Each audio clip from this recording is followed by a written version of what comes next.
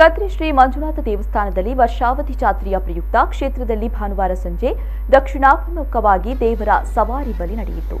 6 ಕಟ್ಟೆಗಳಲ್ಲಿ ದೇವರ ಪೂಜೆಯೊಂದಿಗೆ ಸವಾರಿ ಬಲಿ ಪೂರ್ಣಗೊಂಡಿತ್ತು. ಬಳಿಕ ಉತ್ಸವ ಬಲಿ ನಡೆಯಿತು.